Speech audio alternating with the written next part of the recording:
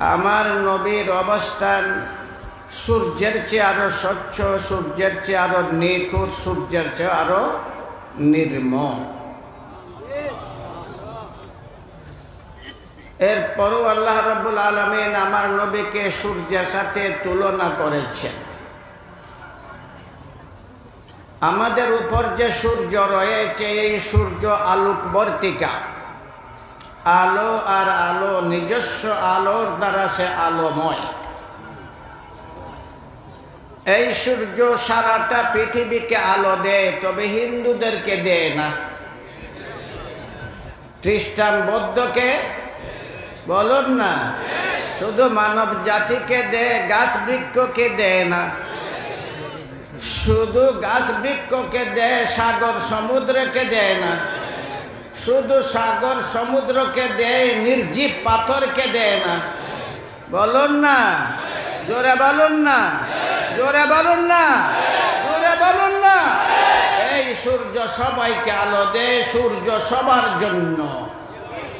সূর্য সূর্য সূর্য সূর্য সূর্য সবার জন্য। আমার নবীও সবার জন্য। আমার নবীও, বলুন না, বলুন না, বলুন না, সবার জন্য। সূর্য আলোকবর্তিকা, সূর্য আলোকবর্তিকা, শুধু আলো আর আলো, তার মধ্যে আলো ছাড়া কিছু নাই। আমার নবীর মধ্যে আলো ছাড়া কিছু নাই। আমার নবীর মধ্যে শুধু আছে রহমত আর রহমত। শুধু, বলো না, শুধু শুধু শুধু রহমত। যেখানে রহমত সেইখানে পাপ নাই। যেখানে রহমত সেইখানে পাপ নাই। যেখানে রহমত সেইখানে পাপ নাই। আছে শুধু নেকি আর নেকি। আমার নবীকে আল্লাহ বলেছেন, ওয়ামা আরসালনাকা ইল্লা রাহমাতাল লিল আলামিন, আপাদ মস্তক রহমত। এই সূর্যেরও কোনো পাপ নাই। সূর্য পাপ মুক্ত, সূর্যের অস্তিত্ব নিখুঁত। যেমন ভাবে সূর্য পাপ মুক্ত, তেমন ভাবে আমার নবীও পাপ মুক্ত। যারা সূর্যকে কলঙ্কিত করার জন্য তার দিকে মল ছুড়ে, তার দিকে থুতু নিক্ষেপ করে, সেই মল আর থুতু তার মুখে আইসা পড়বে। সূর্য অপবিত্র হবে না। বলুন না, বলুন না। তবে ওই সূর্যের মতো আমার নবী নন। সূর্যের চেয়ে আমার নবীর মর্যাদা আরো জোরে বলো না, আরো জোরে বলো না। এই জন্য আয়েশা ডাক দিয়ে বলছেন, আকাশ তোর সূর্য আছে, আমাদের মানবতার জগতের সূর্য আছে। আকাশ তোর সূর্য আছে, আমাদের ইনসানিয়তের জগতের সূর্য আছে। আকাশ তোর সূর্য আছে, আমাদের আধ্যাত্মিক জগতের সূর্য আছে। আকাশ তোর সূর্য আছে, আমাদের নবুয়তের জগতের সূর্য আছে। হে আকাশ, আমার নবুয়তের সূর্য তোর সূর্যের মতো নয়। তোর সূর্য ডুবে যায়, আমার নবুয়তের সূর্য কখনো ডুবে না।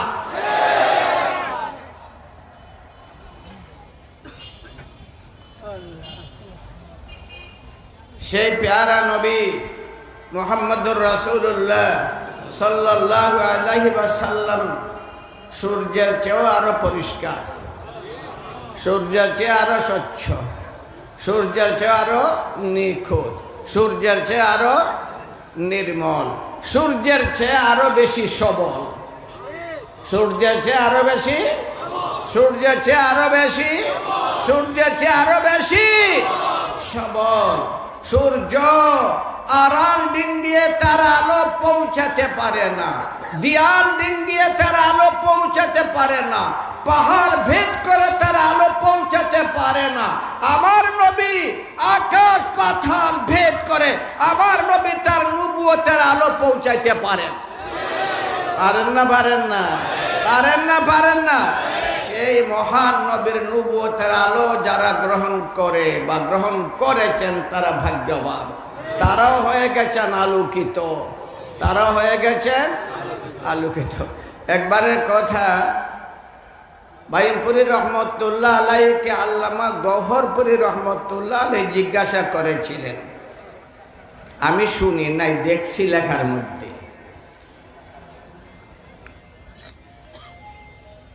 হাদিসের মধ্যে অনেকটা পরস্পর বিরোধিতা আছে।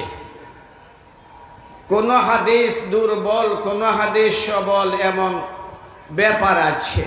সুতরাং হাদিস কোনটা বিশুদ্ধ কোনটা দুর্বল বুঝবো কেমনে, অত্যন্ত কঠিন ব্যাপার। আল্লামা বাইনপুরি রহমতুল্লাহ আলাইহি বলেন, ওইটা তো একবারে সহজ ব্যাপার, ওইটা একবারে, আল্লাহু আকবার, বুকটা তাই দাও।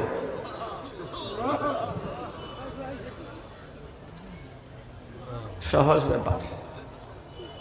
অদ্ভুত মানুষ ছিলেন আল্লামা বাইনপুরি রহমতুল্লাহ আলাইহি, বলেন সহজ ব্যাপার। আল্লামা গওহরপুরি রহমতুল্লাহ আলাইহি জিজ্ঞাসা করলেন, কেমনে সহজ? বললেন, আরে চোখ বন্ধ করে বসে যাও, চোখ বন্ধ করে বসে যাও, আমার নবীকে জিজ্ঞাসা করে নাও। তো জোরে বলেন না, কথা বুঝে আইছে না? মনে হয় কথা বুঝে আইছে। চোখ বন্ধ করে দেখা যায়, চোখ বন্ধ করে দেখা যায়, কিন্তু আমার আল্লামা বাইনপুরি রহমতুল্লাহ আলাইহি চোখ বন্ধ করে হাজার হাজার মাইল দূরে আমার নবীর দীপ্তিমান চেহারা দেখে নিতে।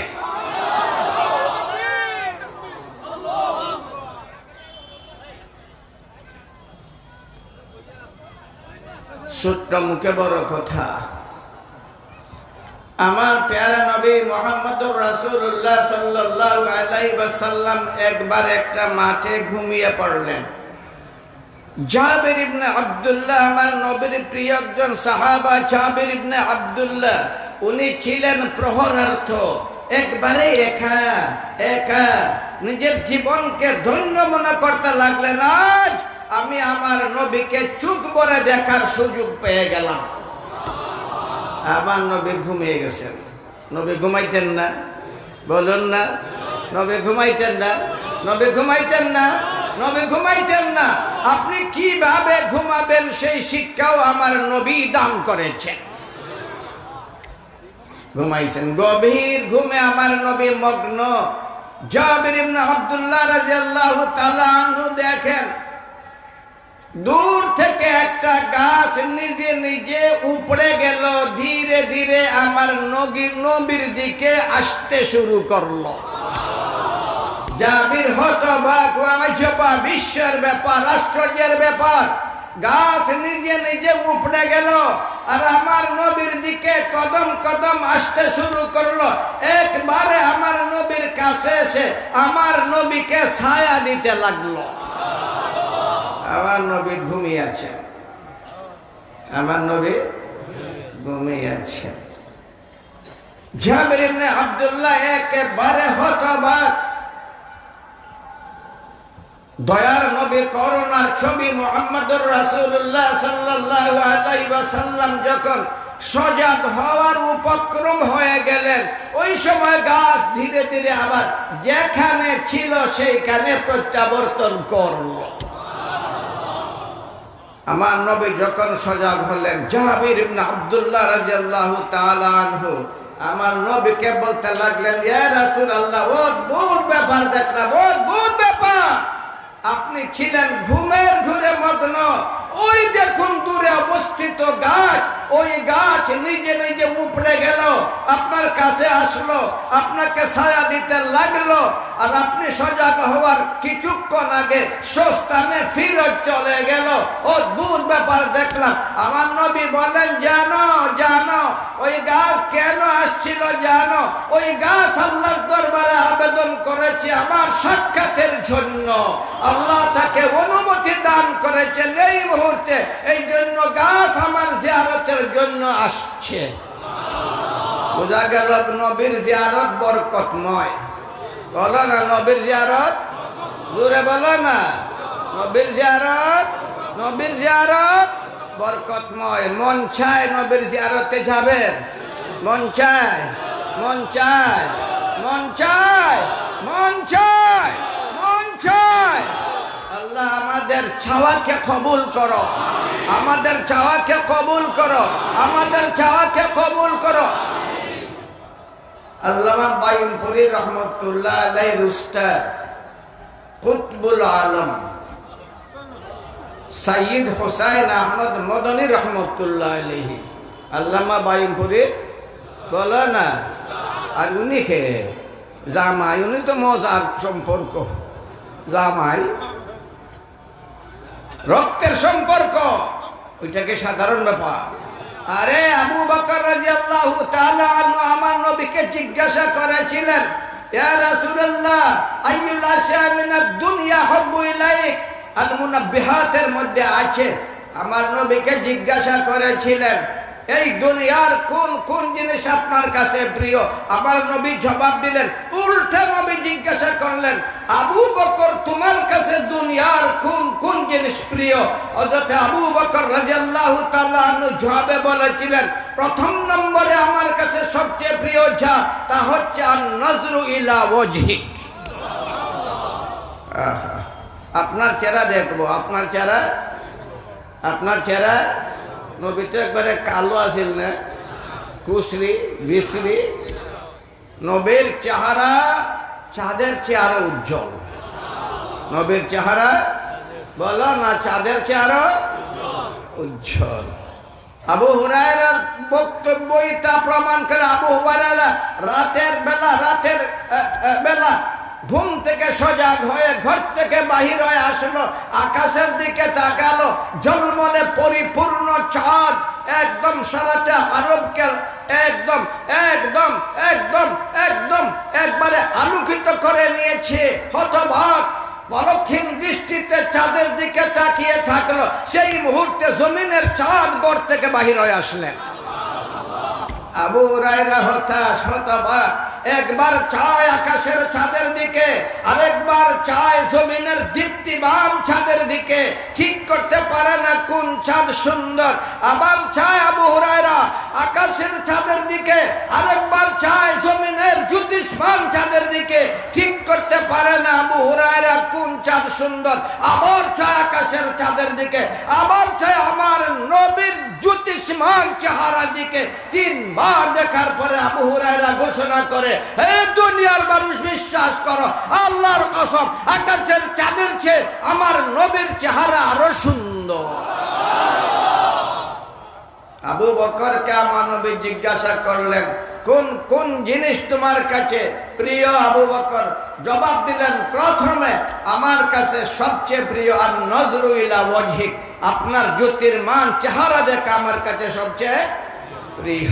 দুই নম্বরে আবু বকর বললেন, ওয়ান তাকুনা বিনতি ফি বাইতিক ইনশাআল্লাহ, ওয়ান তাকুনা বিনতি ফি বাইতিক। ওহে আল্লাহর রাসূল, আমার কাছে প্রিয় আমার সাথে আপনার সাথে আমার একটা রক্তের সম্পর্ক হয়ে যাবে, আমার একটা কন্যা আপনার ঘরে যাবে।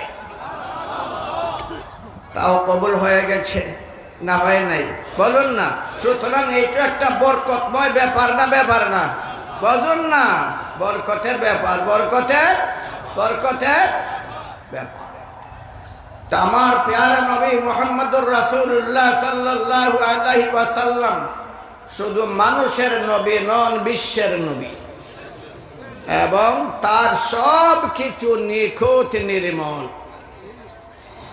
সূর্য যেমন ভাবে পাপ থেকে মুক্ত, তেমন ভাবে আমার নবীও পাপ থেকে মুক্ত। সূর্যের মধ্যে অন্ধকার নাই, আমার নবীর মধ্যে অন্ধকার নাই। সূর্যের মধ্যে শুধু আছে আলো আর আলো, আমার নবীর মধ্যেও আছে শুধু রহমতের আলো আর আলো। দুর্ভাগা ওই সকল শিক্ষিত মানুষ, ওই সকল কলামিস্ট, ওই সকল লেখকরা যারা আমার নবীর পাপ সন্ধান করে নবীকে পাপী বলে ঘোষণা করেছে।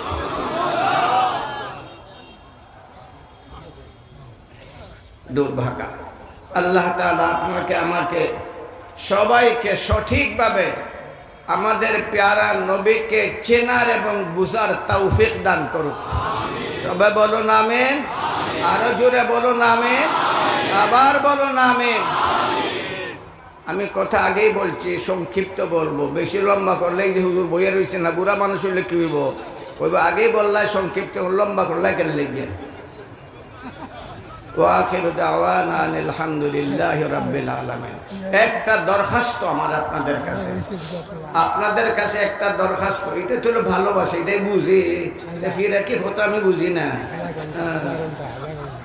ওই গেছে বহুত বুজুর্গ আছে।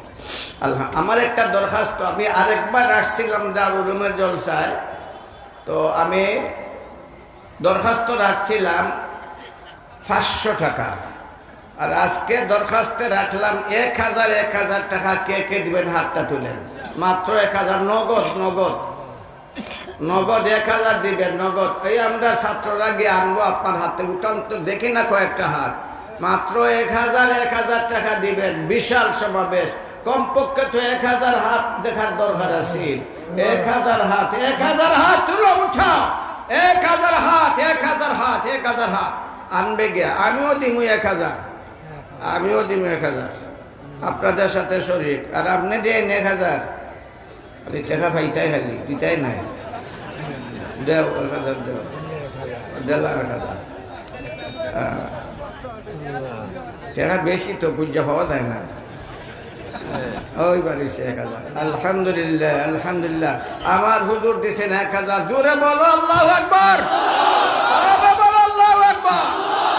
আল্লাহ কবুল করেন, আল্লাহ কবুল করেন। আলহামদুলিল্লাহ। আসসালামু আলাইকুম ওয়া রাহমাতুল্লাহি ওয়া বারাকাতুহু।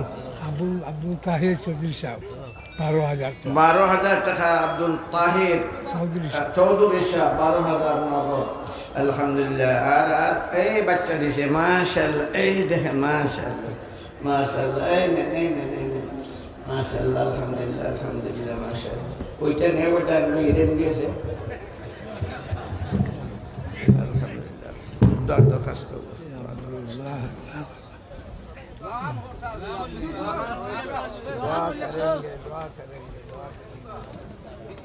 করেंगे।